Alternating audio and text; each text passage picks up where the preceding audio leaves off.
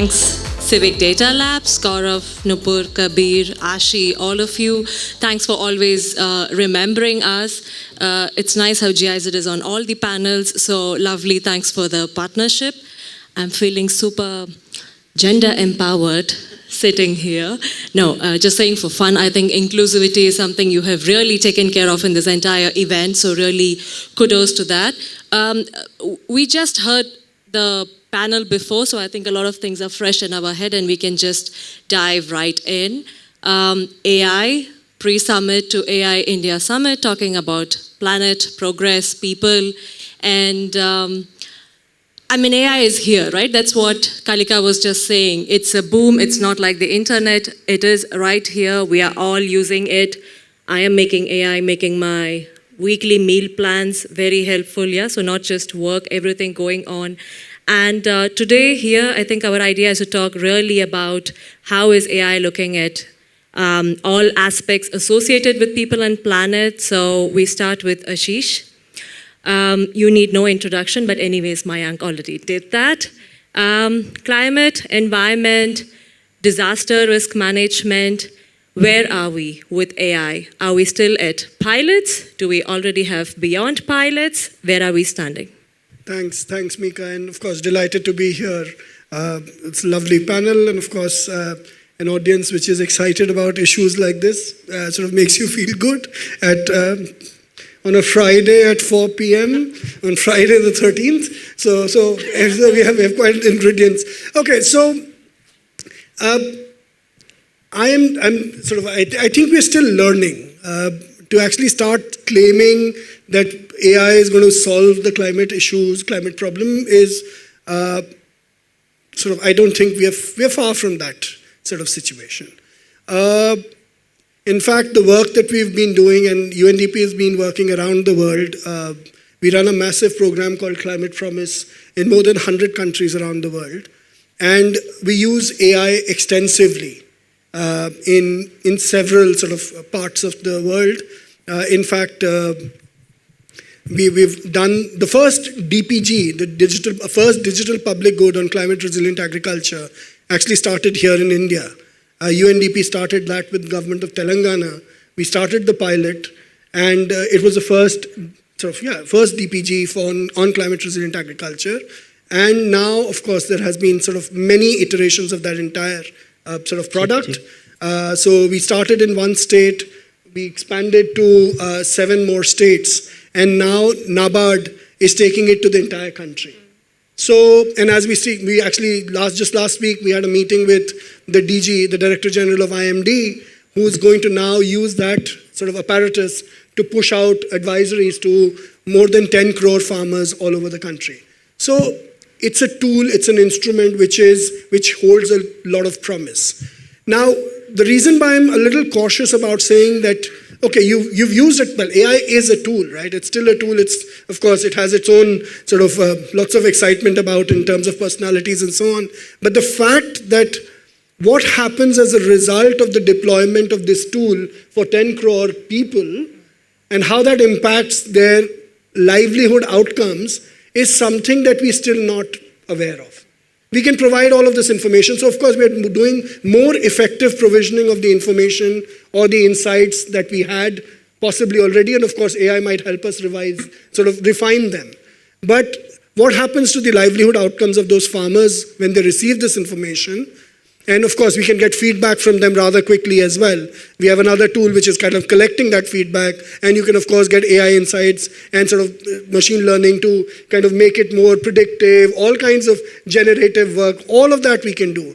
But the point is that this is not going to ensure that livelihood outcomes are improved. And for that, we'll still need to put those hard yards. And as the climate becomes much more unpredictable, right? So we will need more sophisticated models for forecasting, for predictive analytics. And I think AI is going to be a very good ally in all of this process. But what I still believe is that the outcomes which emerge are not going to be the ones which will be delivered only through this tool. We need structures in place. We need institutional strengthening. And AI can help strengthen those institutions. But I don't think we'll be able to get rid of them just because we have an insertion of AI as a tool. And I think this is something that we need to keep on pushing at, because this is precisely what happened when I started working on environmental and climate issues in India 20 years ago. We were at the margins. The conversations used to happen, and then suddenly climate was everywhere. Everybody was working on climate. Mika and I worked in the same team a few years ago. Like, all our environmental work was climate, right? Now, everything that one does, and suddenly, like I was in a meeting yesterday, suddenly there was, on distributed renewable energy, and suddenly AI made an entry and hogged the conversation. I think it's important to actually continue to look at your North Star, which is about people. Inclusion of people, sort of resilience of people, outcomes of people, sort of better outcomes for people. And I think that in that AI can be an ally and not a substitution. Super. So I hear you saying that, I think we are beyond pilots. We are reaching scale at some point. There is evidence, and there are now universal solutions you're able to scale with NABARD and partners. But you're already touching upon the challenges, which I want to come back to you and talk more.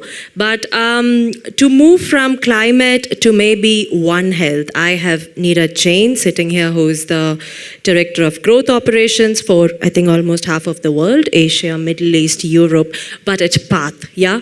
So talking about AI and One Health systems, where do you think, especially in the context of climate, yeah? Where do you think we are? What can AI do? What is AI doing? Thanks, Mika. Yeah, it's more than half the world when you think about the population. But I promise you, I'm not getting there yet. So it's just, you just divide the world and say you take half, and let's go with it. So that's what's happening here. But yeah, tell me, how many of you are feeling the AI fatigue? Can I see some hands here? Yeah, I was driving in, and every pillar, every post, every Sulabh Sauchalay has AI over it, right? All of you saw those posters. So I think, it's time for us to just take a step back. I don't even know if I want to get out of home over this weekend and the next week, but unfortunately I am going to be, speaking at some more events, so I will have no option. I shall wear dark glasses and get out. It's just a means to an end. And Ashish, you've kind of framed that pretty well. But yeah, just coming to health and AI, and there's a lot happening, yes. Is it going to make us more efficient in terms of adaptation and resilience? Yes, if we use it the right way. Are we going to be able to get there quickly? Probably, but there's still a lot of work to be done. Having said that, I think the challenge of what climate change is causing, I think that's an important piece to think about. And we do a lot of work in that space. 250,000 heat deaths, malaria, diarrhea, malnutrition, everything is going up. We've got data from WHO, CDC, etc. Dengue is becoming a big topic. Singapore is thinking about dengue, and so is Malaysia. And I was in Bangkok recently, and the Singapore foundations want to fund dengue. So clearly they're feeling the heat. Wildfire deaths, we keep reading about those. Philippines had one yesterday. And also, the cost of climate onto the healthcare system is going to be about $1 trillion. So that's another piece to really think about. I'm sorry, I can't remember data, so I have to keep this prompt with me always. Now, the point is that most of the climate impact on health is non-linear. It's multi-causal. So it's very important that we try and use technology. In this case, let's call it artificial intelligence. Sounds a bit better. Artificial intelligence could be used to get there. Currently, it'll be interesting for you to know that 25% of the world's health ministries don't actually look at climate data at all. And considering how important it is, that's a huge miss. And what artificial intelligence could do is it could help us integrate multiple sets of data, climate, surveillance, disease surveillance. If some of you, know that we have a massive program globally on surveillance, socioeconomic and mobility data. So there's a lot of work to be done in that space.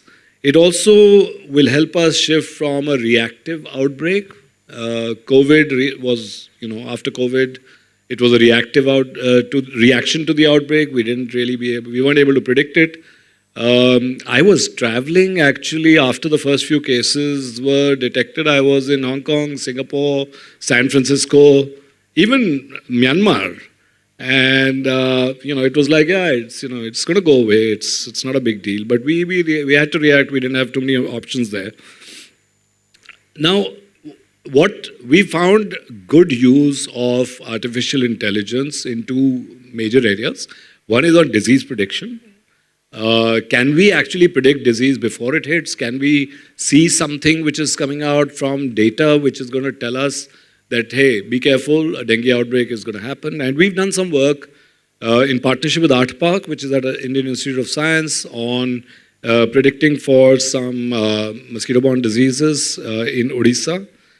Some sort of an early warning system, and that's been quite useful actually, because health systems can actually respond. You can go in, prepare for that. So that's been extremely useful. There's also a climate informed decision support tool, which is again we've done some work around that, integrating again vector-borne diseases. So there's this whole thing of climate, rains, water. And diseases, which is great. So I think the second big area where we've seen AI to work well in the health sector is on screening at large population levels. Have we got, when we don't have frontline workers who could actually do that, can we get screening tools which use artificial intelligence to be able to start screening populations? So we've done that for cervical cancer, we've done that for breast cancer. We are doing it for TB, etc. So those are the two large sort of areas. But yeah, I think we need to calm down. We need to focus. We need to be careful about the data sets. So lots of challenges out there. Thank you so much, Neeraj. So already touching upon challenges, but I think we will delve into that in the second round.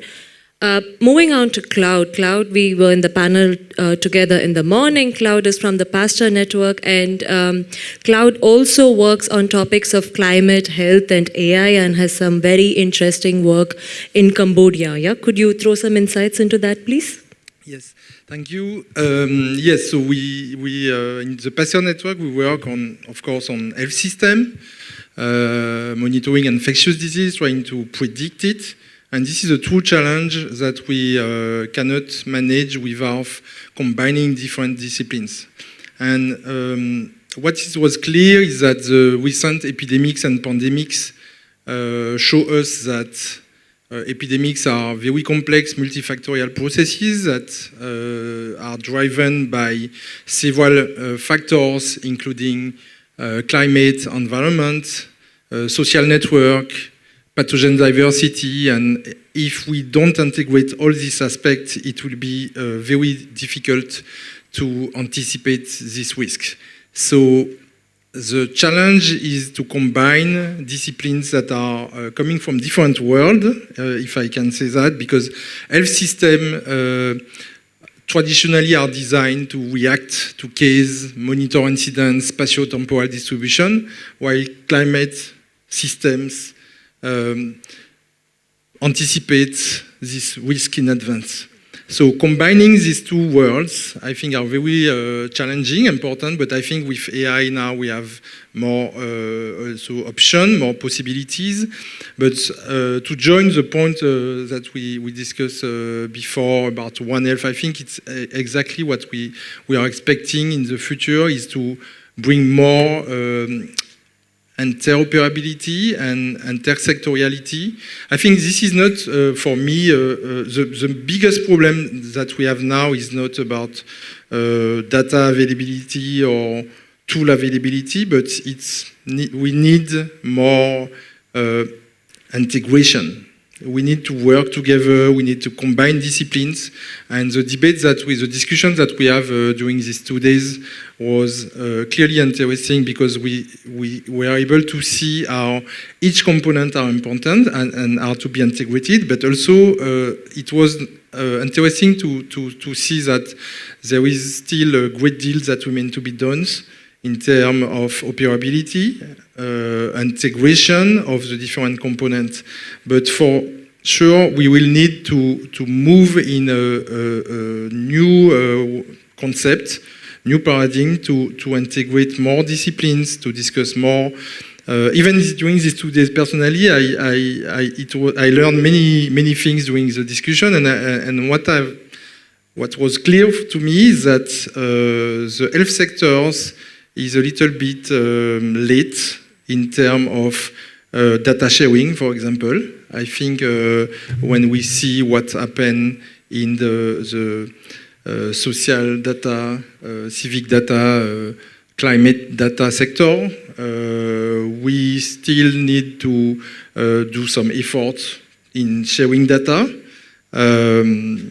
But we bring also things on the table in terms of, for example, requirements for ethics, interpretability, and I think prediction without interpretability is not accurate, is not appropriate in public health. So we need to combine all of our strength together in order to try to make this approach very efficient for the public good.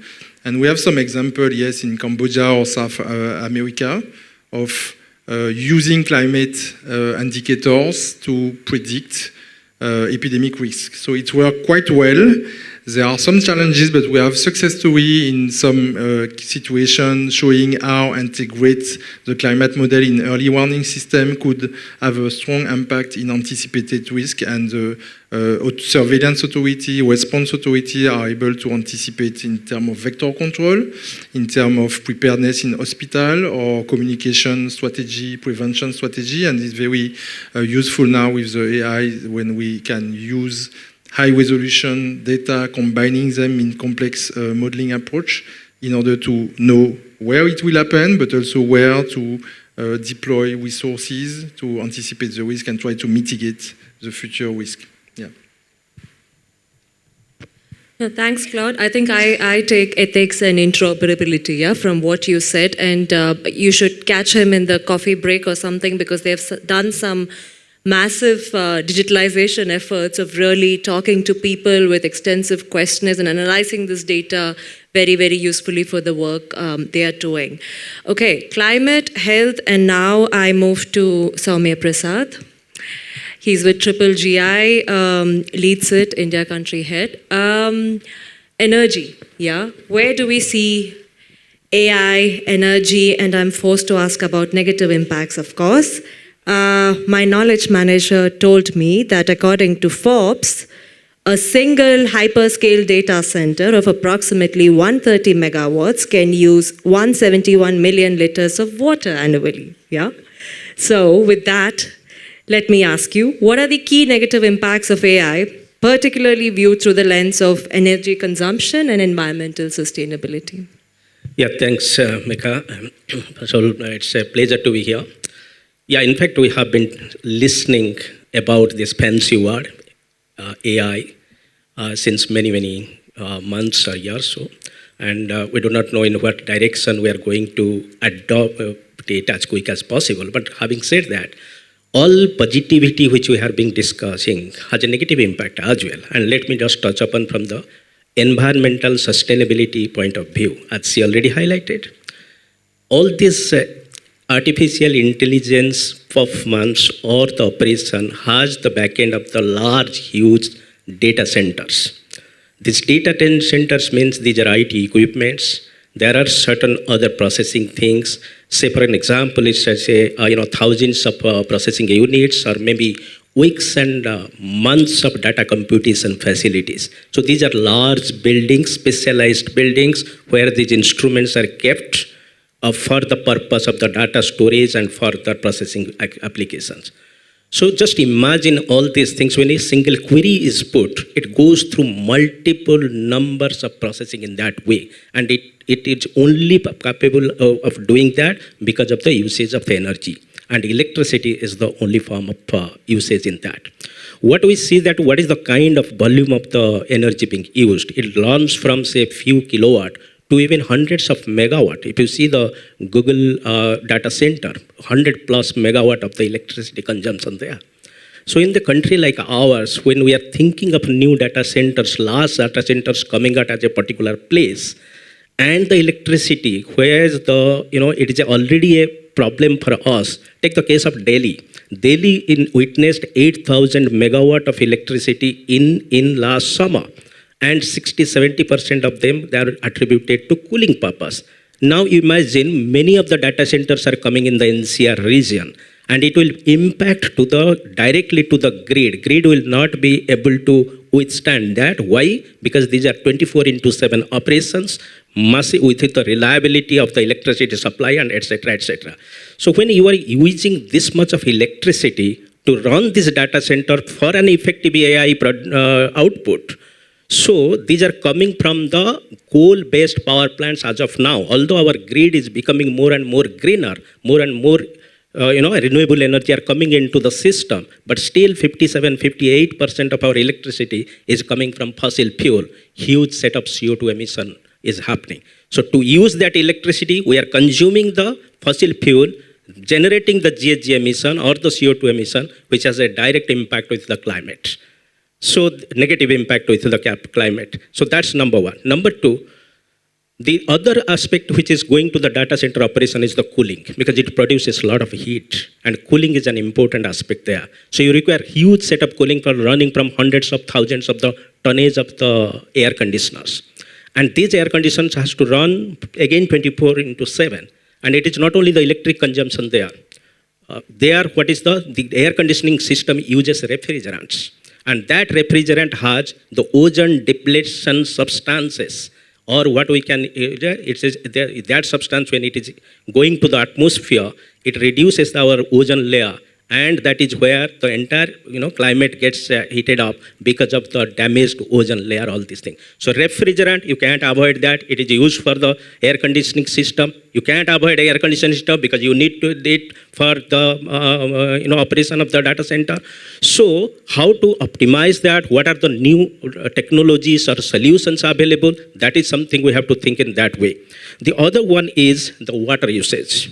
That is also another problem for this data center operation. As I have gone through some of the literature, what it says, it's a massive usage of the water is required for a data center operation. Particularly, again, it is linked to the cooling system.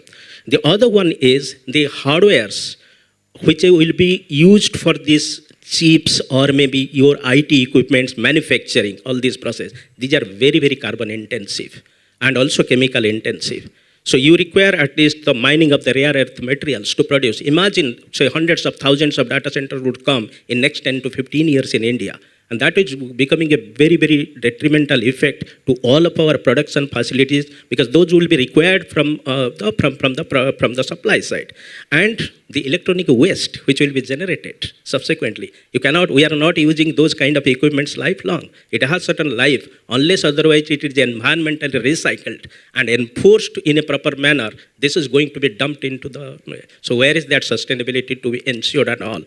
So all these things are becoming a problem. I think we need a comprehensive study. We need a comprehensive analysis where the policymakers, think tanks, or even researchers can think about this negative impact of this AI from the energy consumption or supply. Sustainability point of view? The one terminology which is being used for the efficiency parameter of these data centers are power usage effectiveness. So it is something, the total energy consumption of the data center divided by the power consumed by the IT equipments. So that means if you are not using any other energy, imagine, then your power equipment, only the power consumption is going to IT equipment, then that effectiveness factor becomes 1. That's the ideal one. But you will be putting definitely for cooling appliances, you will be for other things which is going to play a very, very important role. The last but not the least is positioning of these data centers at the certain places. For example, Bangalore. Already it is having a very, very heavy in the electricity, the grid, the distribution companies are facing problem to manage the load. And in that area, because of the economic reason, the data centers are coming up, or Pune, for example. So once that is concentrated at a single place, it will again aggravate the situation of the managing the load, I mean electricity load. Can we think of shifting or, decentralizing this data center construction or the location at a lesser carbon intensive areas like Kerala, like Northeast, like somewhere? I'm just thinking aloud of that. So these are some of the things we need to think of it. But yes, I'm that much point I want. Thank you so much. So, not just negative impacts, I hear you already heading towards solutions, and I think we'll do a round of that. But before that, we also have Muntazir with us. I'm hoping I'm pronouncing your name right. He's with the Lloyd Register Foundation, and talking about R&D, they do something very interesting called the World Risk Poll. Tell us about it, yeah? Tell us about what came out of World Risk Poll 2024, and what do you think are the major risks, especially from people, planet, progress perspective? So I'm Muntasir Hashim from Lloyd's Register Foundation. Our foundation is an international charitable organization with a mission to engineer a safer world. So as you mentioned, we worked with Gallup for gathering data and develop a world risk poll where we interviewed, in each country, 1,000 people were interviewed, and their perception of risk was identified across various bits of their livelihoods, including how they perceive risks. And that data together gives us this world risk pool. So if you it's a very interactable piece of tool on our website, and you can see that for each country what people think about the risks. Being specific to this climate AI systems, we have specific, let's say, approaches. The foundation has specific approaches in how do we, tackle these new technologies? How do we adopt new technologies safely? Going back to our mission is to engineer a safer world. So we take a very systems lens approach in this subject of climate. So we say that it's not to be thought about on its own, but it's a socio-technical problem where the engineering solution meaning the AI, must work with organizations, institutions, and governments to implement the response effectively. To us, reducing harm means improving safety, making sure that it has a strong assurance system, having a good risk reduction capacity, and making sure that institutional capacity is also progressing, and to have accountability and long-term resilience.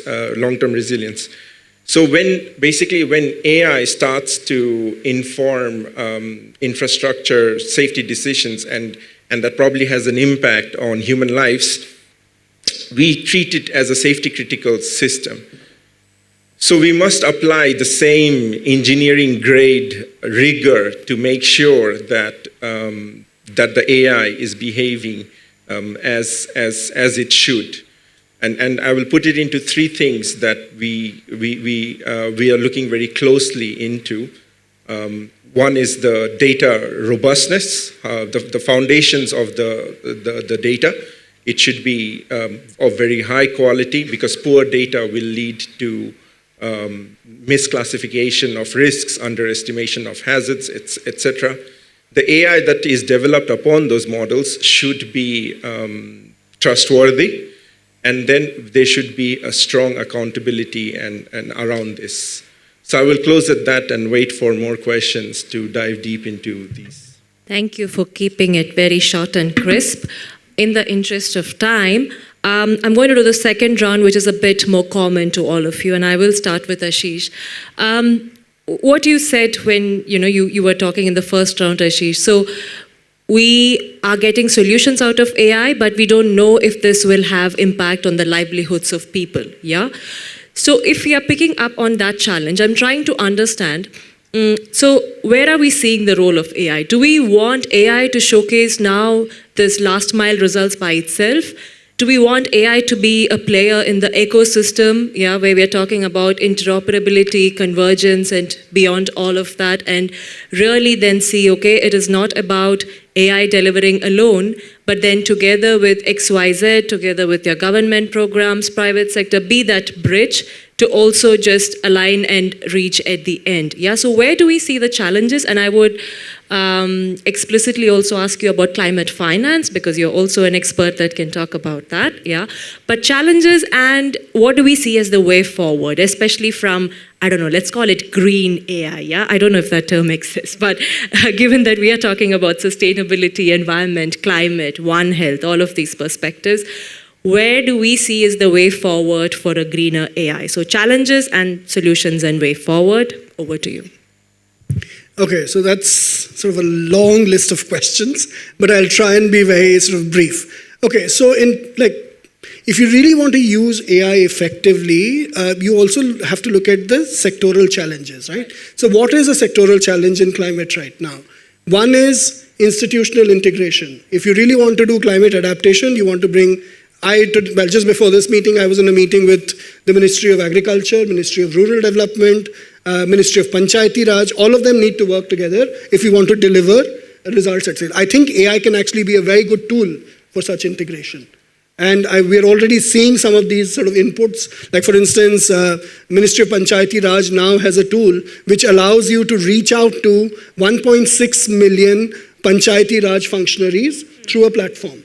It already exists. It's called Pancham. UNICEF has developed it jointly with Ministry of Agriculture, and we're all very excited about using that platform. Right? So it's sort of AI can contribute to sort of supporting this institutional integration piece. Of course, so you will have lesser of a reason to say we can't do it anymore in the AI world. And I think this is what how we should be framing our progress, or if we want to make achievements, say, okay, what is an existing challenge in my sector, in my space, and how is AI going to be solving for that? Similarly, on air pollution, we've done this portal called Vayu for Patna. We have a bunch of sensors, and we are now doing predictive air quality sort of analytics for the State Pollution Control Board. Now, you can't say we don't know how to monitor. It'll be much more difficult for government or for other actors to say, well, we can't do it anymore. So I think that is the framing. So and that's why you need people who understand or who are willing to listen to these two different languages. My first meeting on AI and climate was with Ekstep Foundation, and I think we spent a lot of time just trying to make sense of each other's language. I said, what are you saying? I don't need this. I said, no, I can deliver this. I said, I don't want that. So it was like, okay, I can reach out to one person, individual, do this, that, and the other. I said, no, let me define my problem. You have to listen to my problem and then help me solve that problem so that we sort of solve for people who really need that solution, right? So I think that's one point that we need to make in terms of language as well. Finally, I think ethics and governance. Is AI going to be making participation more? Like participation is a big issue for this sector in general, the social sector in general. And is AI going to be making participation, climate justice issues much more real? Can we solve for some of those issues? And I think there, again, intent has to be there from the sort of get-go. And then I think it's much more difficult to now say that we can't give access to data to people, or we can't make them understand that data in their own language. I think it's going to become more and more difficult to make those kinds of claims and arguments, and therefore I think AI is going to be sort of putting us in that sort of sweet spot.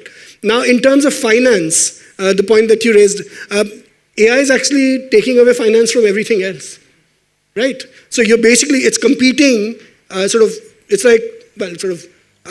thus far, I guess government is not sort of crowding out its own investments because of AI investments, but the private sector money is going to go in AI, and therefore there's going to be less remaining for a lot else. And that is happening already. The biggest CEOs of companies around the world have already made that claim that we are going to be making investments in AI and not making investments. So at that macro sort of picture, the capital is already moving, right? So therefore, when you're actually making those investments in AI, how much of that investment is going in environmentally or climate conscious sort of investments? And I think that space is kind of right now. Well, the AI Summit is going to begin next week. There are some sessions. You're all invited to those. I'll be there as the focal point. But I think it's very important to really make the case that AI is kind of a problem for the environment and climate, but it also has the capability to kind of solve for problems at scale, which kind of then you look at the cost-benefit analysis, right? So it's not only cost. So I think that's the sort of way to think about, but the large capital is already moving. Yeah. Wow, lot of hope and also questions. Neeraj. So I'm going to be very quick. I think we need to think about 2 or 3 things. One is this whole fragmented system and the interoperability gaps. How are we going to fill up that? We've got really a lot to do there. We've got to think about also, we're thinking about building all kinds of models. And I must say that we at Path are also doing a lot of that stuff. But how is it actually going to roll out? How is the user going to use it? And we are focused on health equity. Where are we thinking about equity? Where are we getting there? I worry, I shudder to think about that. Or is it just us sitting in our lovely suits in our lovely offices talking about AI? So I think that's going to be one larger challenge.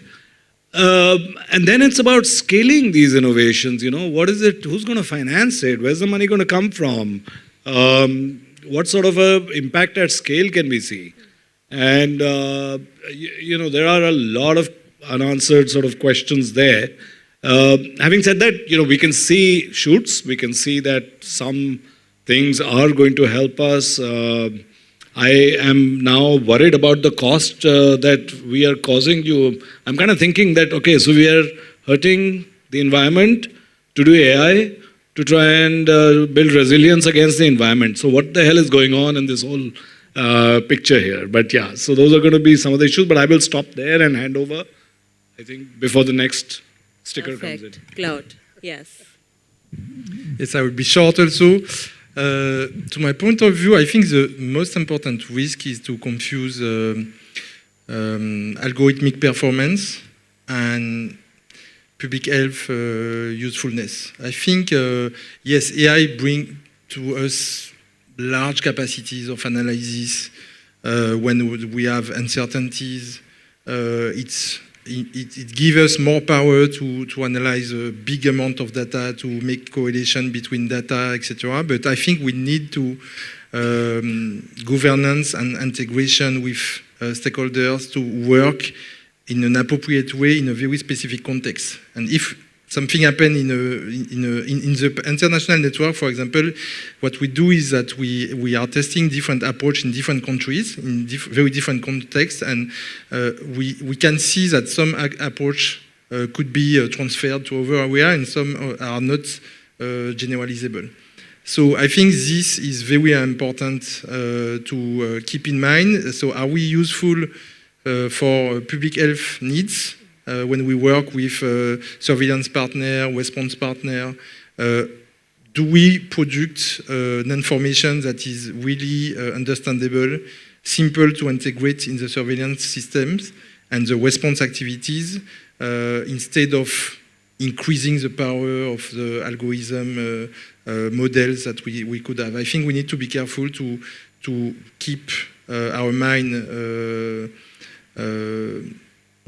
on the good way, on a good land also, to be sure that what we are doing works the public good and we are not producing research information, doing nice papers with big complex models, but if it doesn't work in reality and it doesn't help to mitigate the risk, the morbidity, the mortality of the population, that doesn't make sense. Yeah. So striking that perfect balance, so that's where we're headed. Soumya? AI is going to be an inevitable thing as we go ahead. We cannot avoid that. At the same time, we have the collective responsibility for our climate, for our environment as well. So one of the solutions immediately in terms of the higher energy consumption could be powering that through the renewable energy sources, which are now coming up the cost is coming down. And also, at the same time, also utilizing the battery energy storage system so that you can get the round-the-clock 24/7 power supply. That can be available, that can be doable.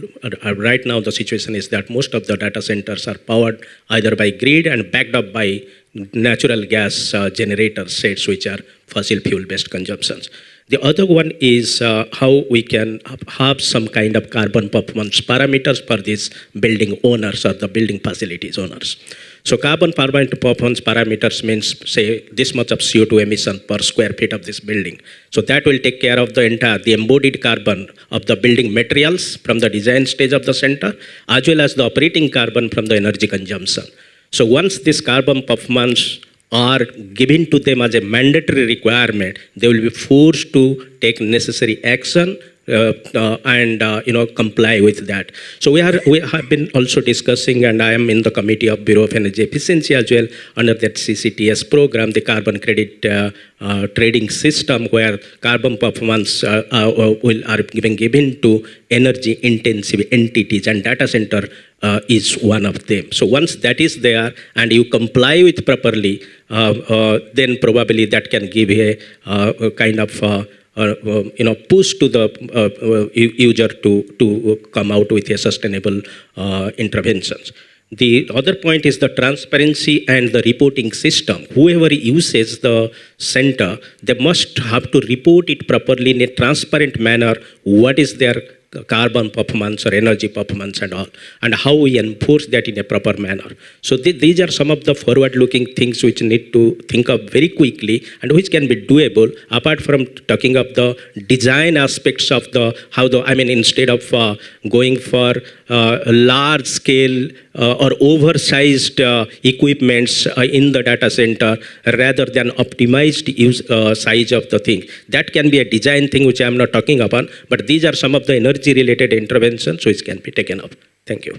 Soumya is keeping us very grounded on the hardware. Last but not the least, Muntazir. Yeah. Just to add to my colleagues' comments, I'm putting my engineering hat on. I know there are lots of efforts being taken in the UK, for example, on developing semiconductors or chips that are much more sustainable, much more faster, much more energy effective.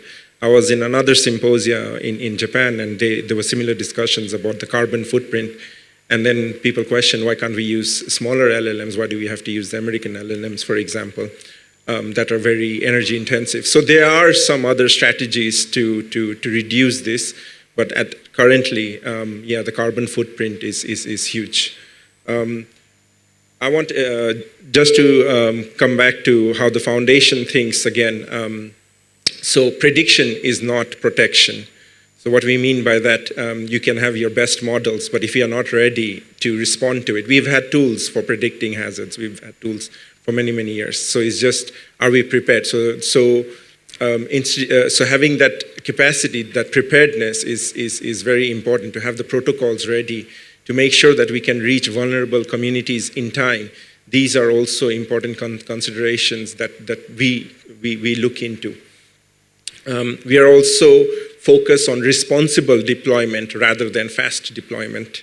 This is because model failure is not just from development context, it's also things can go wrong because of weak governance, diffused accountability. We don't know who we should hold accountable, and if we rely too much on automation. So these are just some cautionary things that the foundation considers when we have certain programs around these areas. Thanks a lot. Do we have time for questions? So yeah, I had two questions, but I think I will just catch up with Mr. Neeraj later. So the main question is that I think should there be a conversation of when AI should not be used? Because as I think Sir said, given with what AI should be used for, because I think the argument that Sir also made, that it's not only about carbon footprint, but in general the environmental cost that we pay whenever we are using AI, right? So can we also start thinking of where we can reduce a demand, where it is not required, right? Where its implementation might not be that much useful, where it may be useful in other cases, right? So do you think there should be also a conversation when we don't use AI, and maybe not using AI in some cases shows that you are climate aware? Who are you asking to? I think all of them, because they, but I think if I have to just point out to one speaker, I think I would point out to the Sir. Great. Yeah, thank you. So let me take up that question. Yeah, definitely. This is called as usage case of the AI, and this is very, very important. across the sectors, across the application, where AI is actually needed. If you would think of after 40, 50 years, or maybe after 30 years, probably AI will be used everywhere. But is it really in the case of tomorrow or maybe 1 or 2 years later? So that is exactly, so I think it is a deep dive research or studies are required, a mapping is required, sectorally, subsectorally, nationally and subnational level to know where exactly the AI goes. And that's the very good search. I really appreciate your question. So how ready are we to implement the solutions that you suggested to curb the AI carbon footprint? One, and second, how are we managing e-waste? Well, how quickly we are going to do that, it's a question of, again, voluntary and mandatory interventions. Particularly, let's talk about the voluntary things. So there should be a cultural shift with the management of the data center owners. They should see that how they can best contribute for the overall energy consumption, something to do. So that's the, what is that voluntary thing? There are certain ways how to do this. The mandatory thing will definitely come from the government side, imposing certain things and also giving incentivizing to them how to make them more efficient. But yes, I think there is no roadmap yet drawn up. No, the concrete actions plans are there. But as far as the Ministry of Environment, Forest, the discussions, what is going on, probably we'll see some concrete path in next 4 to 5 years. Maybe I can come quickly on the e-waste part. So the Government of India already has an e-waste management policy. We've just launched a project with Ministry of Environment and Ministry of Electronics and IT to support the implementation of the e-waste rules. There are 106 product categories. Solar panels were added much after. So I think data center equipment will also be added in the e-waste rules rather soon. And in fact, one of the core functions of this project is to identify emerging categories of electronic waste which needs to be included. On the other question about the decision rubric could also be about, there are social costs of using AI. So the gentleman in front of you, he asked, right, there are social costs. How do you internalize social costs? We haven't done a great job either at the global level or at the national level of internalizing social costs. Private profits are, of course, accruing to individuals, but social costs are actually not, and therefore regulation is the only way to provide guidance there. But in with distributed infrastructure, it's always very difficult to control use, right? So therefore, pricing that's an economist's view. Like, you will have to think about Pigovian taxes if you really want to control certain kinds of usage or regulate it. Just wanted to add quickly to that. Last one, yes, please. Very short. So from the Global North, let's say we have, from the foundation, we have a huge program of safe end of engineered life. So this is, and again, another one of our topics of interest where we see how, circular economy, how circularity is implemented into the design from the very beginning. And this work is done by Royal Academy of Engineering in the UK.